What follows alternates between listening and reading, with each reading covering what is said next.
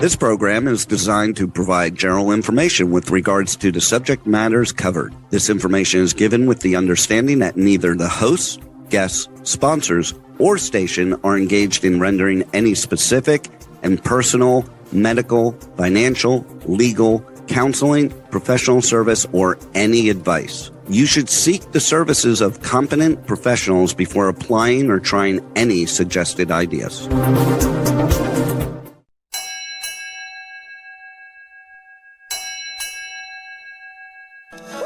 Ahoy! Captain David Gallimore welcomes you aboard the Regenerate Show, live Mondays, 10 a.m. Pacific on K4HD Radio at k4hd.com. We dive into the real messy work of transforming our lives, leadership, and organizations. Bring your hot mess and confusion. Leave with clarity, courage, and confidence. Together, let's strengthen our resilience, accelerating the health of ourselves, people, planet, and profits. Now, here's your host, Captain Dave, your personal regenerator. All aboard! Ahoy! Welcome to Regenerate. I'm Captain Dave, your personal regenerator. During this show, I strive to create a safe space for my guests, like our returning guest, Thor Olson, to share authentic and vulnerable true stories about the messy middle of their own personal, professional, or organizational transformation. I'm excited to have Thor back because those of you that joined us last week know that we covered a wide-ranging set of topics.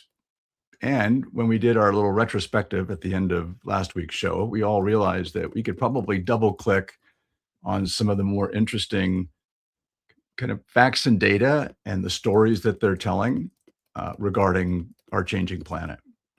So as you may know, regeneration is a theme that is the foundation of this show, and it draws from 3.8 billion years of life's own logic, restoring vitality across every living system.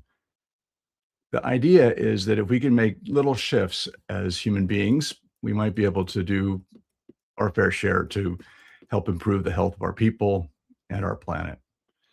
So thank you for being here. If you're a longtime crew member on this voyage, I appreciate you deeply. And if you're joining us for the first time, welcome aboard. I hope you discover something today that changes how you see yourself and how you are interacting with our community and especially our planet. I invite you to subscribe and leave us a review or comment on whatever platform you're listening on right now. Your support invites more purpose-driven leaders to find their way to this community to navigate to that bold, regenerative today and future for all generations.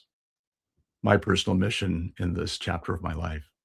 So our theme today is the courage to look, the discipline to act, part 2. So most of us cope with our biggest challenges, the health of our planet, biodiversity loss, the stresses and strains on our health, and the disparities and injustices in our communities by simply not thinking about them. We're wired to look away from what frightens us, and these problems have become remarkably easy to avoid. Thor Olson does the opposite, and it's why I respect him so much and appreciate his friendship and always learn from him. Trained as a geologist, he stares straight at the data, retreating ice, the rising temperatures, the dew point, and other metrics shifting at both of our poles, and he refuses to flinch. He sees clearly what needs to be done. So in the previous episode, Thor and I sat down and we talked about a repeatable 5-step process to move from overwhelm to action. Identifying the problem, digging for the truth through facts and data and primary sources, reflecting and meditating. So we're going to cover a little bit of that today, and to validate our thinking with others. And finally, to evangelize, to share stories about what we've learned, because that way we can create ripples of impact. Our promise today is to have fun. When we're laughing, we're learning. Second, I really want to leave you inspired. And third, leave you with just that one thing you can apply before you go to sleep tonight. So please grab a pen. Transformations happen here. I'd like to welcome at this time my friend and wise soul of all things geology and planetary change, Thor Olson. Morning. Hey, happy Monday. Thanks for Happy coming. Monday. I know you've had a busy weekend, and I appreciate you taking the time to share your knowledge kind of at that next double click level of depth. Before we jump into the presentation that you've put together, which I'm really excited about, what's it been like to raise your youngest daughter? I know she's nearly an adult, with all of the pressures of her life, your life, social media. How's that been as a dad? It's been, it's hard to compare. It's so intense. Guys just aren't set up to be single parents to precocious daughters.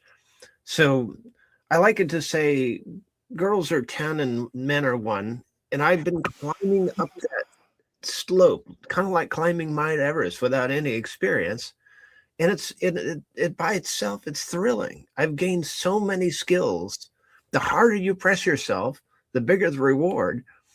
And so personally, for me, it has kept me young. It's kept me vibrant.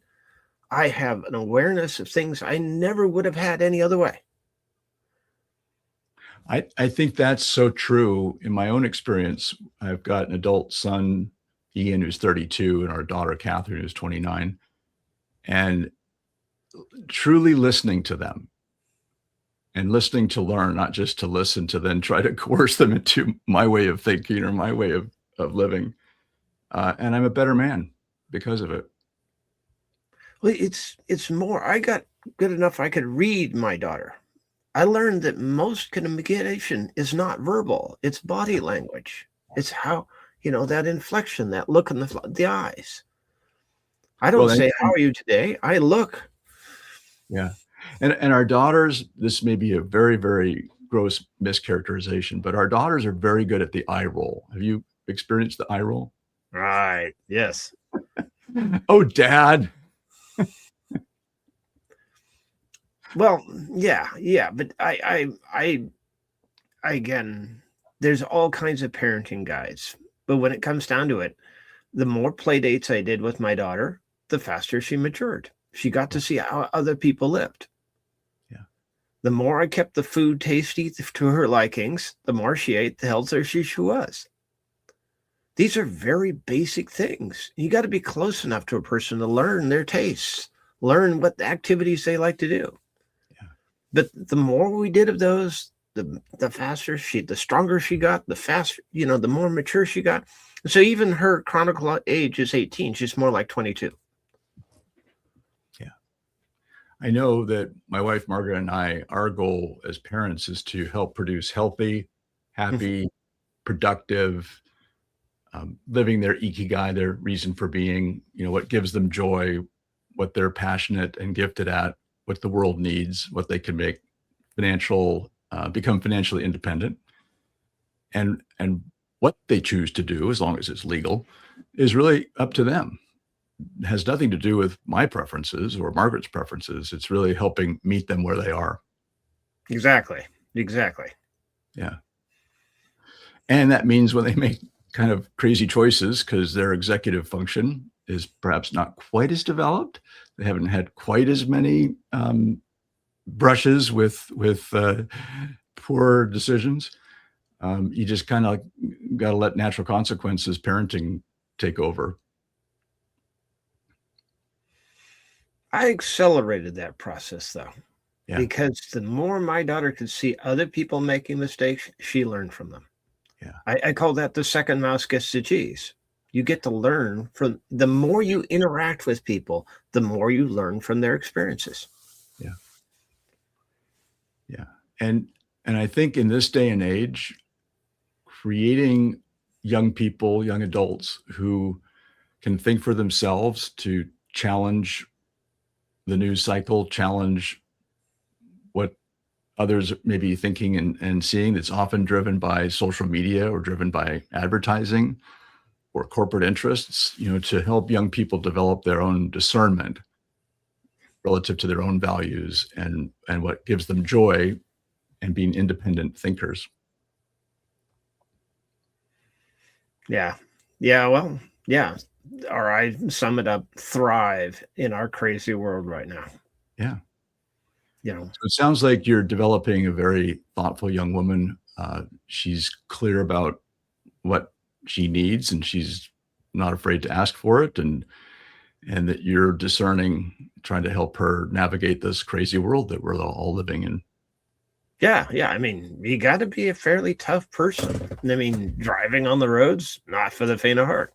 Shopping in any of these stores with 100,000 items, not easy. Nope. Figuring out your priorities, balancing your work with your school, with your personal life. That, again, that's an age-old thing. I see people in their 20s and 30s struggling with that. Yeah. And it sounds like you've done some wonderful, wonderful work, and she's actually contributed to your thinking about how do young people look at the facts and data of our current climate, our changing environment. Have you learned some things from your daughter regarding what you now know and appreciate about adapting to our changing climate? My older daughter is 31. And so they're really of two generations. One's a millennial, one's a Gen Z, I guess. And there's quite a view difference. My millennial daughter and her friends were dubious whether they'd ever be able to afford a house. And say, how can you worry about all these bigger things if you're not even in a society that provides the basic things? My younger daughter, there's kind of, the things are so big, I can't even focus on them. I've just got to focus what's right in front of me. I got work, I've got school. There's a really kind of I'd hate to say a channel focus to it, which is okay. I mean, one generation's bound to be different than the previous one.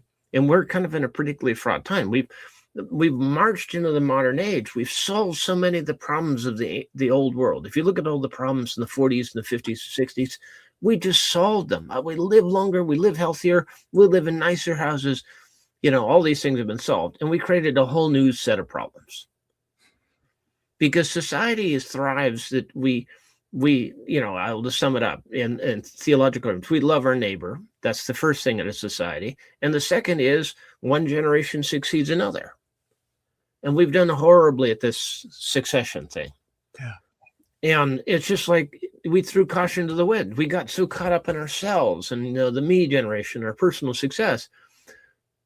That's supposed to be a shared success. Right. and that's where it gets kind of weird because there's no share. I mean, it's stark. Yeah.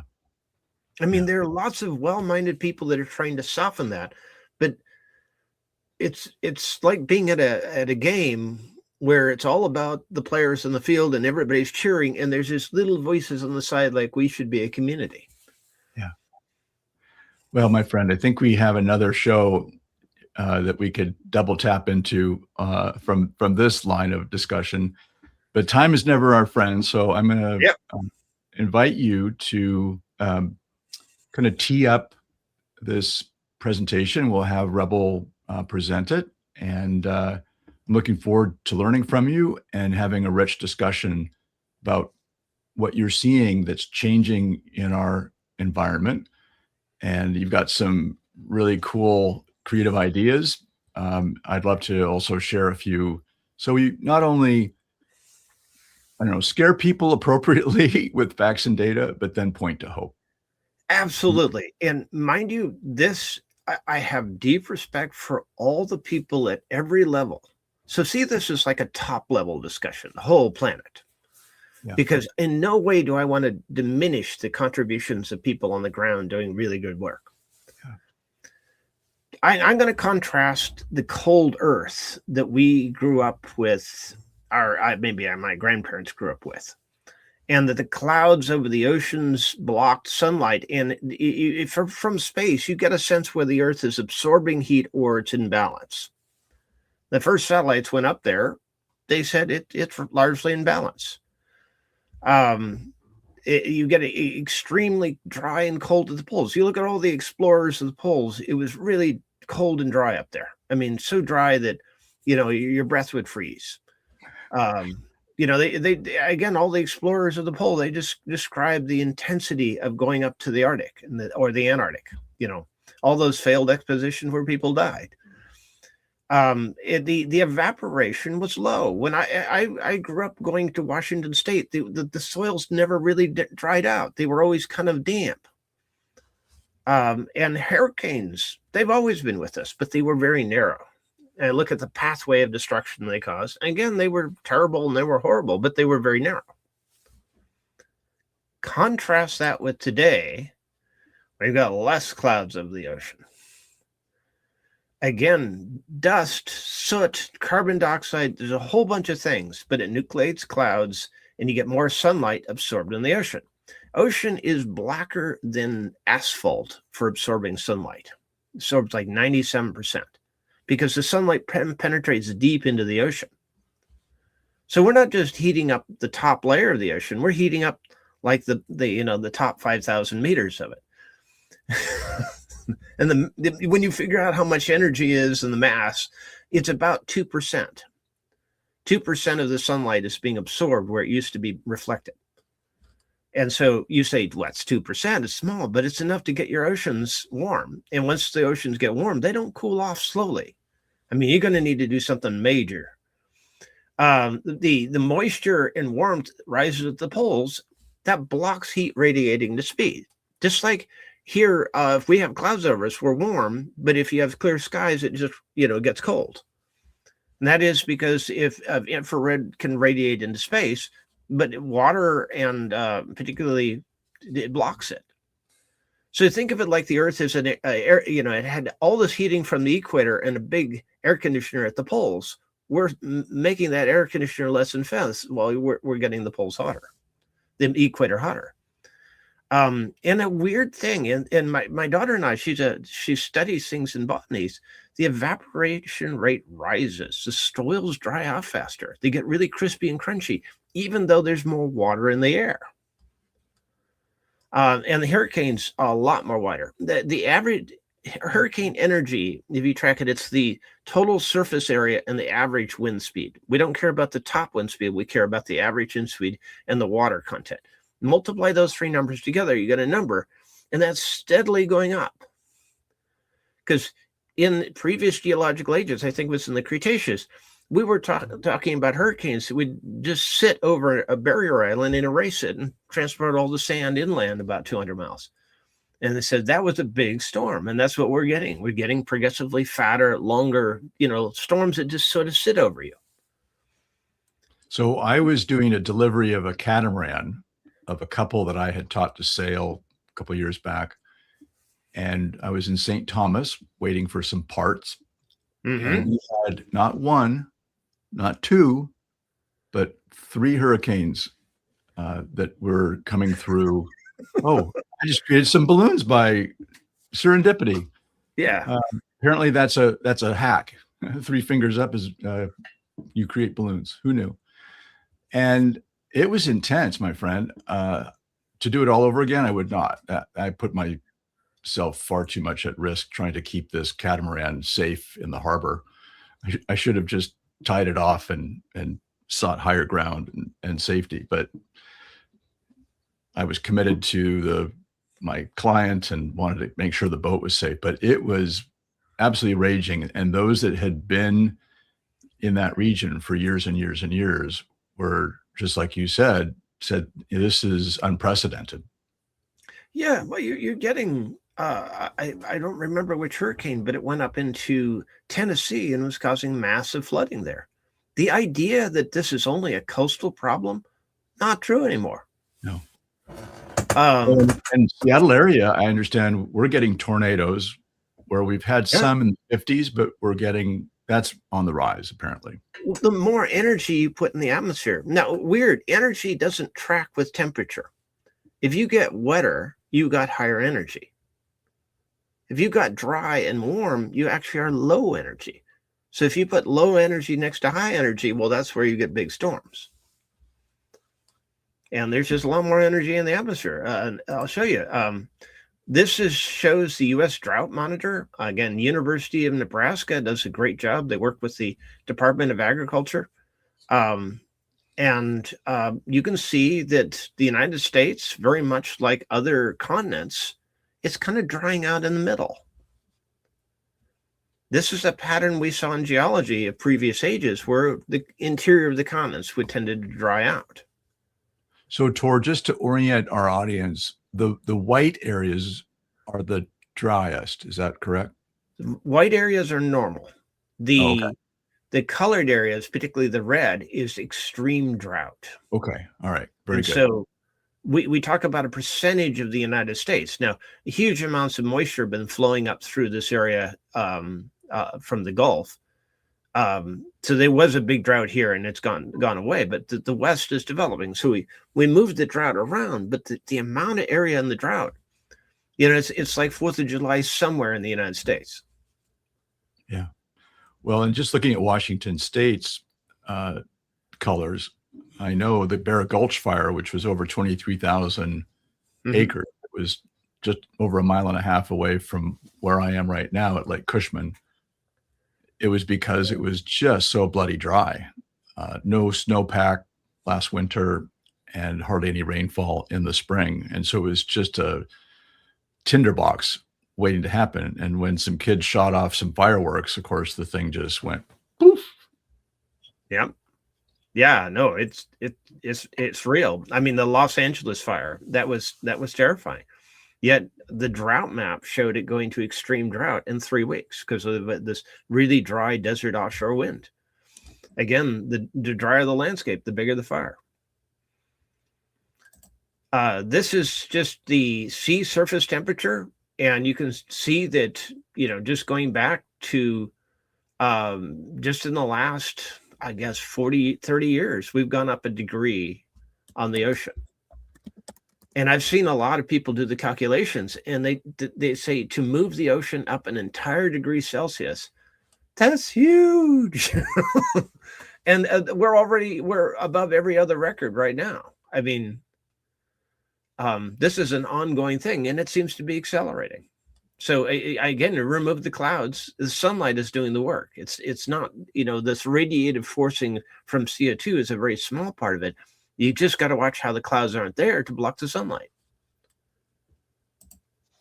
This is another, again, today's reading is even more dramatic, but there is essentially, it's above freezing over most of the pole. And you notice the coast here, this is a nice toasty 75 degrees.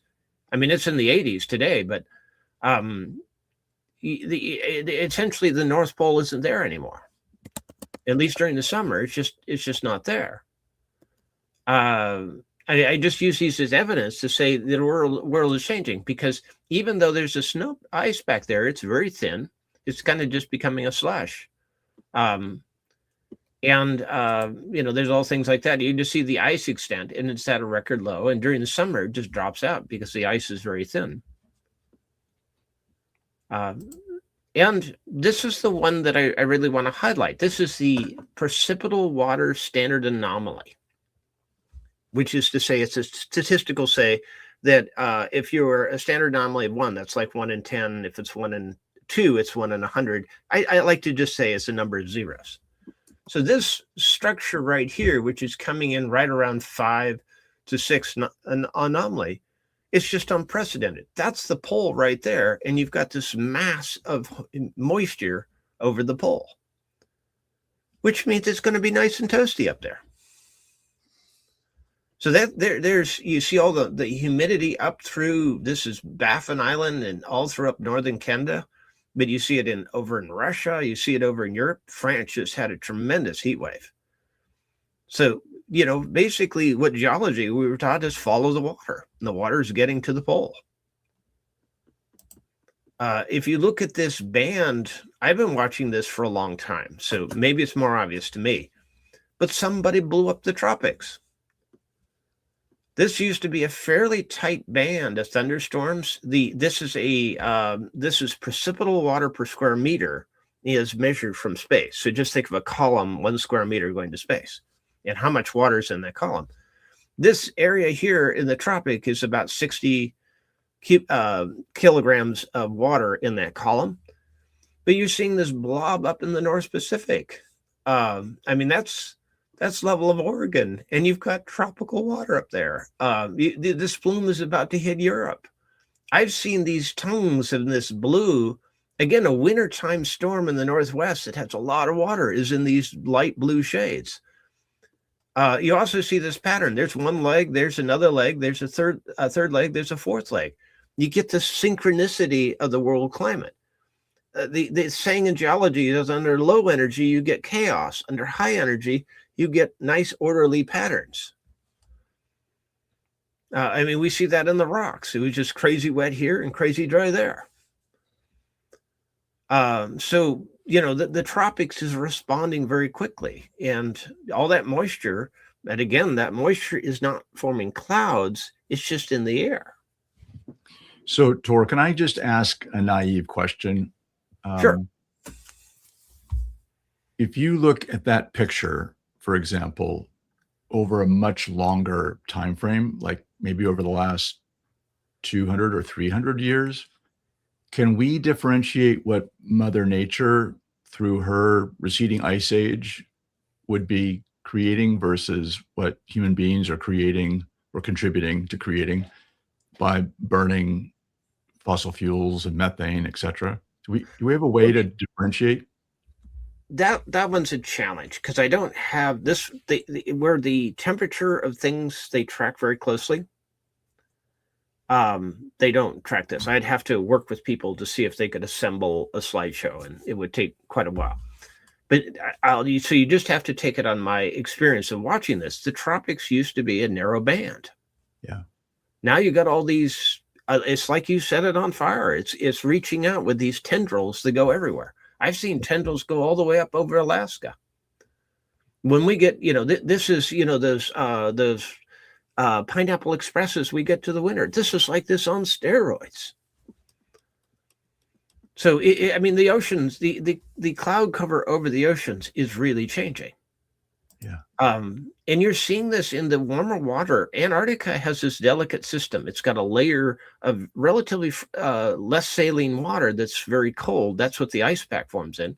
And underneath that, you've got the Antarctic deep water. The more the wind accelerates, again, wind acceleration is a feature of climate change. You're blowing the cold air water away, and the more warm water is surfacing underneath the ice, and the layer is getting thinner. At the point you put 4 degrees Celsius water underneath these ice shelves, they're going to melt from the underside. We're already seeing that on a number of them. And this is a pattern. It's not a particularly anomalous day in Antarctica, but you see all these low pressures right off the coast. Those are just like gears moving water onto the continent. Before, this used to be a powerful high pressure, very dry, very cold. Now you see this one hurting on snow here, this one's hurting on snow here, this one's hurting on snow here. I mean, it's just like having all these guys shoveling snow on the continent. This is the snow. This is again done by satellite, but this is the snow depth, and in centimeters. And it's showing increased snow in these. This is the Ron. This is the Ross. This is the Avery. Again,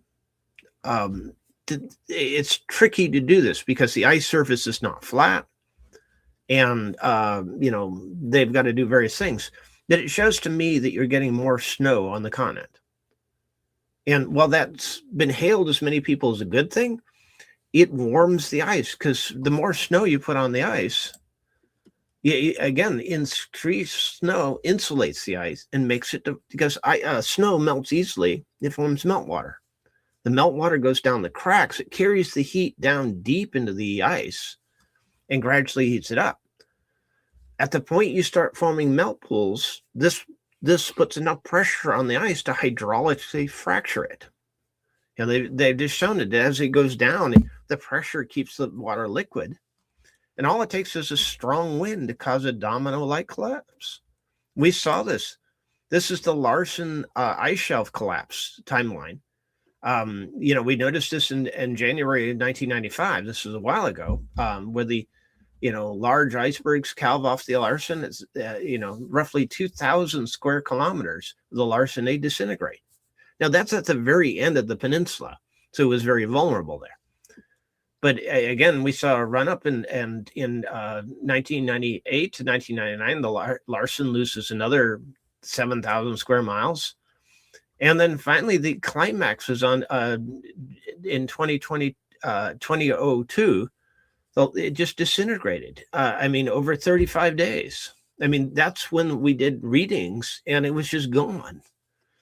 And all the glaciers behind it reset within a year, because the top 150 feet of ice is rigid, but below that it flows. So if you relieve the pressure, it flows out. So ice can move extremely fast once it's in the right conditions. This is what it looked like right before it broke up. It had all these melt pools all over it. So when we see melt pools in Antarctica, we see increased snowfall. We say Larsen B, it's just a matter of time. And you say it's forming on all the ice shelves.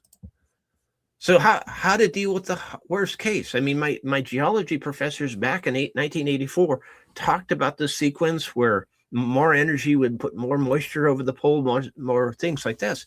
And it's roughly following their plan. It's forming a circle almost exactly as geography.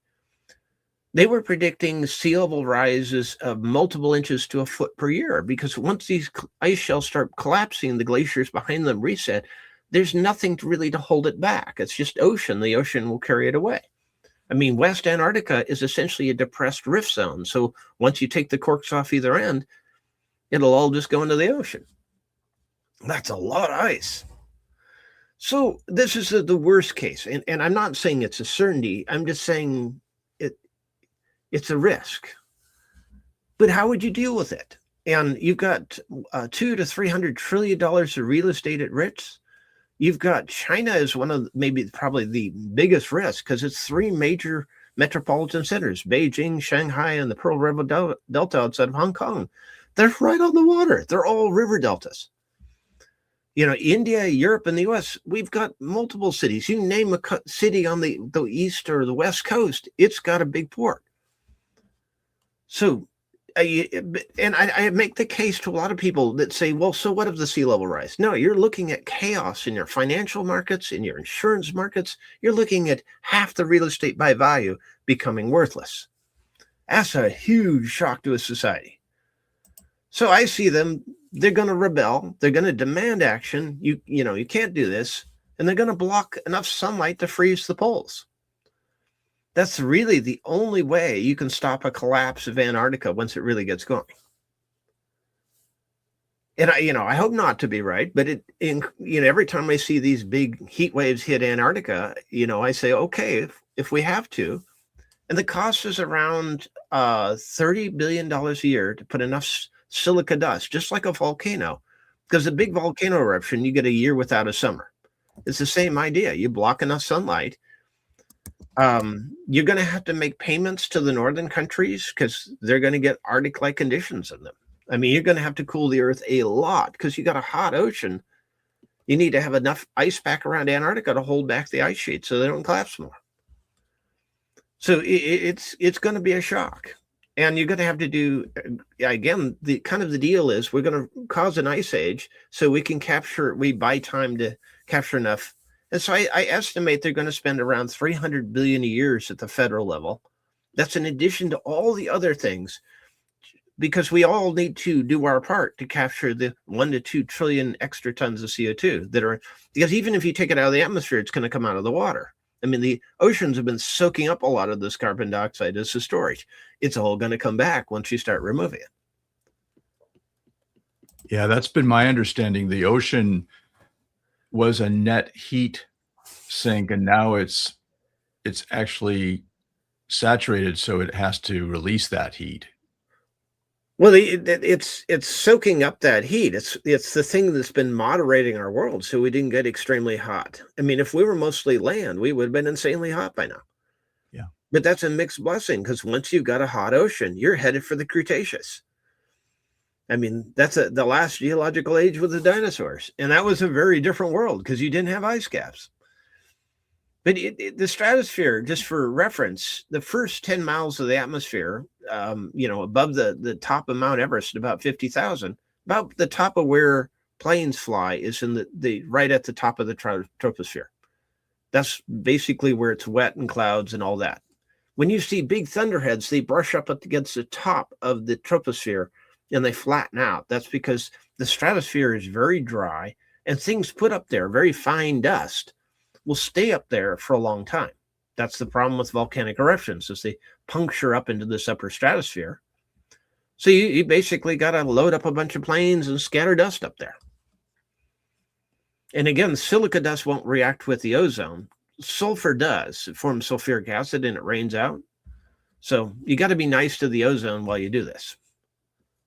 And I'm just going to mention it because if you're going to spend $30 billion a year to put stuff over it, it's probably cheaper to develop space. And I mention this because I developed the story to counter Elon Musk and his plan to send people to Mars, which I didn't think they could survive the radiation or the weightlessness.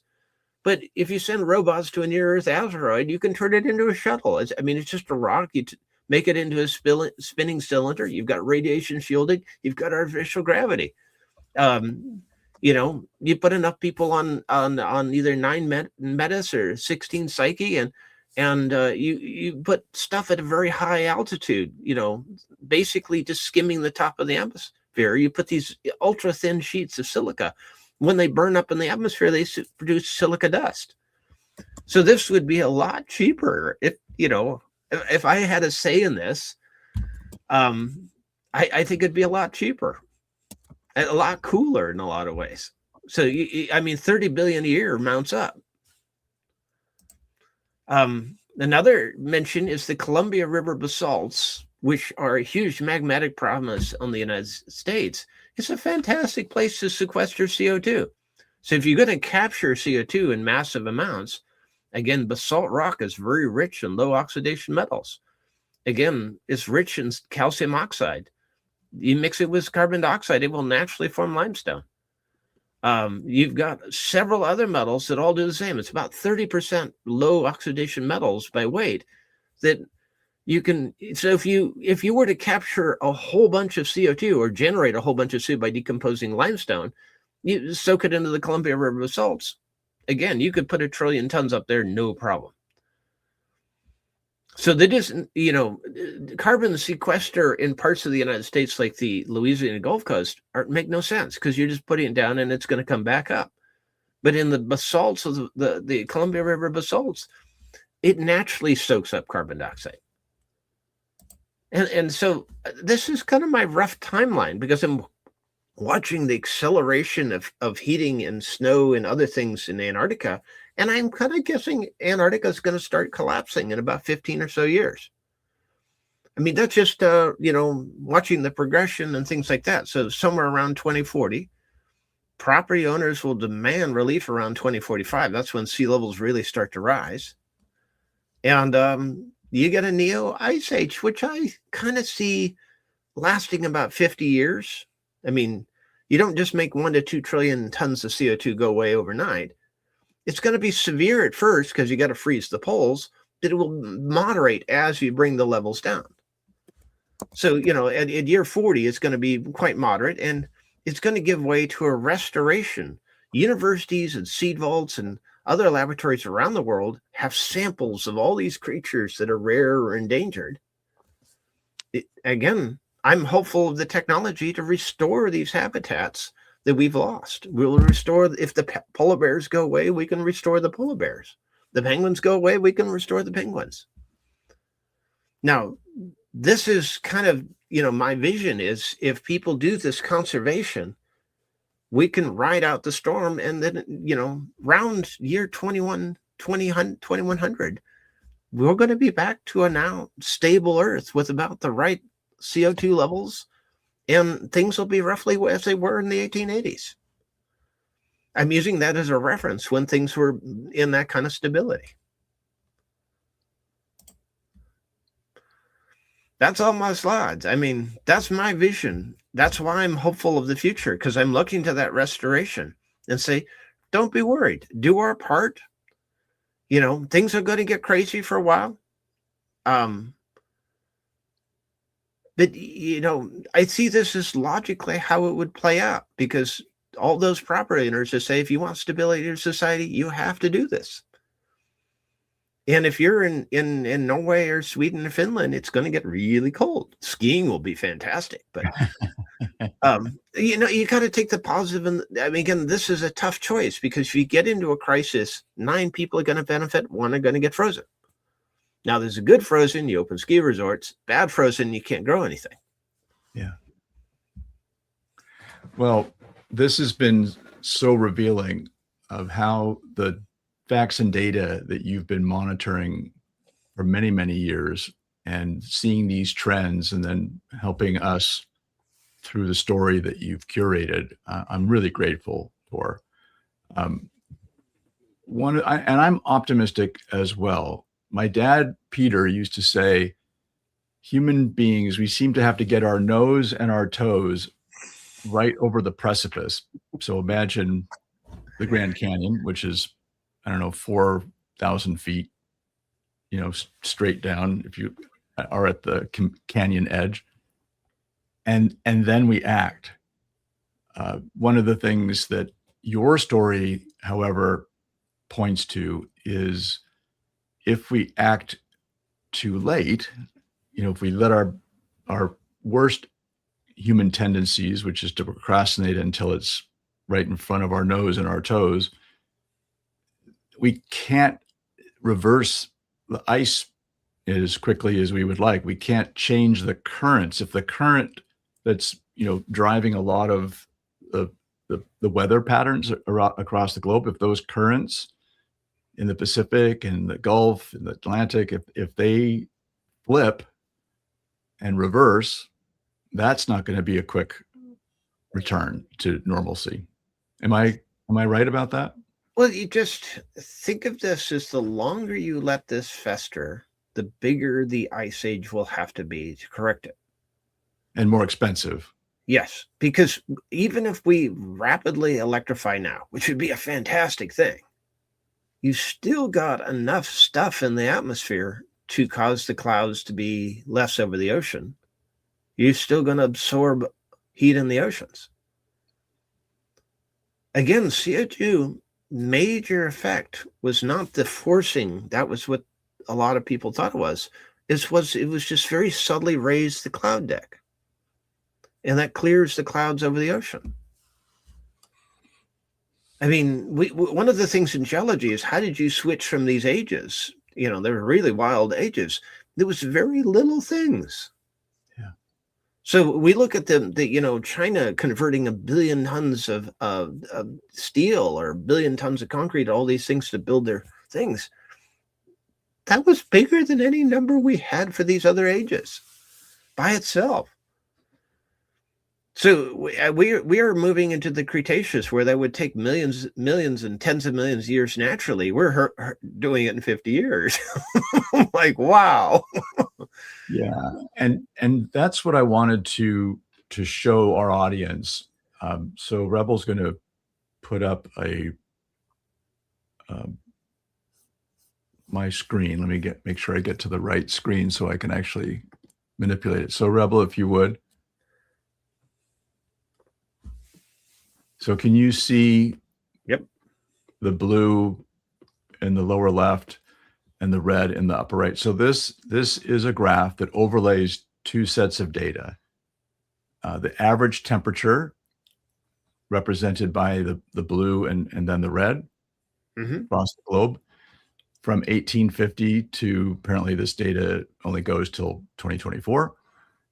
And then overlaid on that temperature, visual is the carbon dioxide in parts per million, apparently.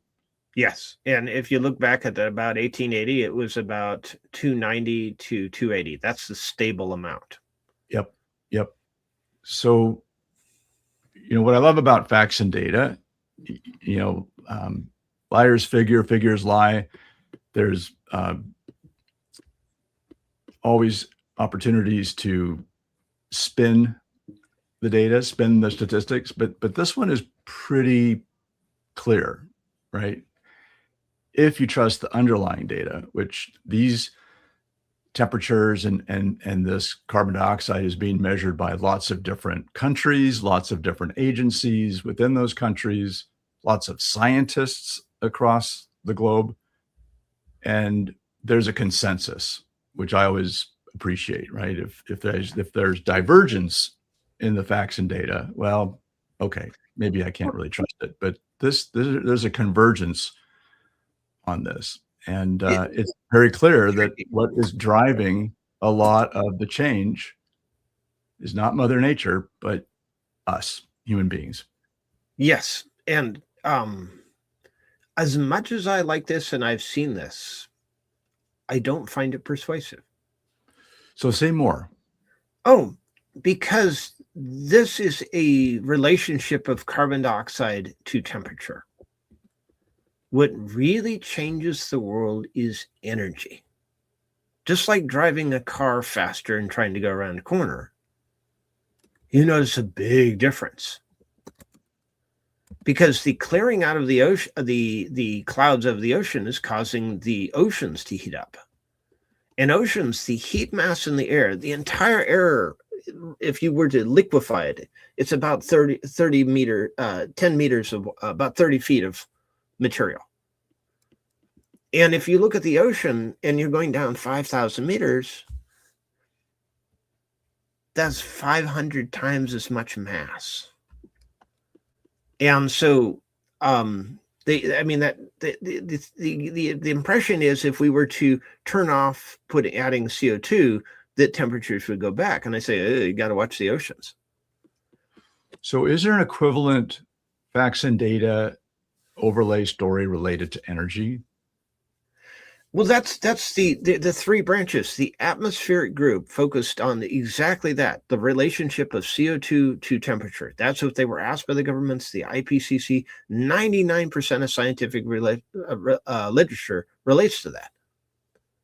But then you got the oceanographers that are watching the ocean change, and they say, oh, we got a problem here.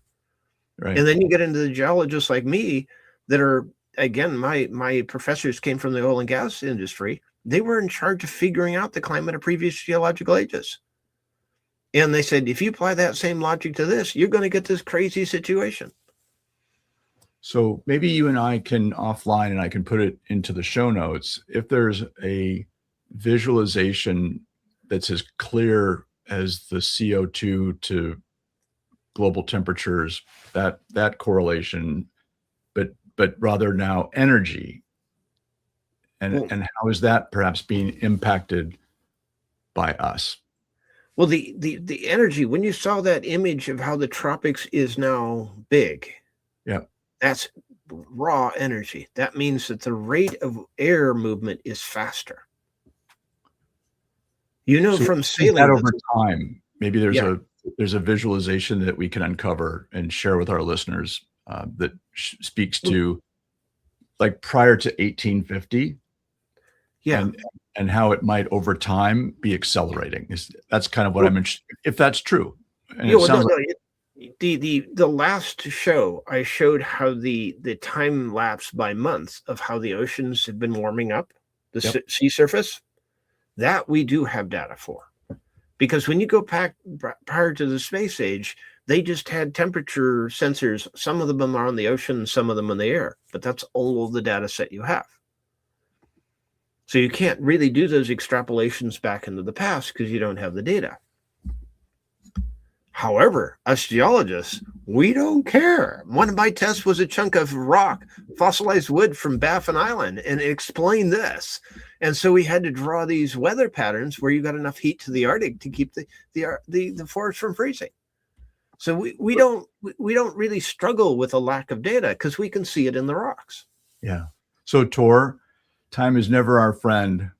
I need to move us forward. So thank you so much for coming back again. And I look forward to another discussion with you later in the year. So thank you for joining us. Next Monday, we're going to be talking about a personal transformation, which was my wife, Margaret, and I shedding our 3,800 square foot house and half an acre, and how challenging that has been, including the not one, not two, but 3 Swedish death cleanses, trying to rid our lives of things that just no longer serve us. So thank you so much for investing your valuable time with us. On behalf of Thor, Rebel Medler, our producer, and our entire Talk4 Media team, please stay healthy, stay safe. We need you. We are better together. Now, let's go regenerate. Thank you for listening to Regenerate with Captain Dave on K4HD Radio. We invite you to give yourself grace and embrace the messy middle. See you every Monday at 10 a.m. Pacific Time. Until then, you got this.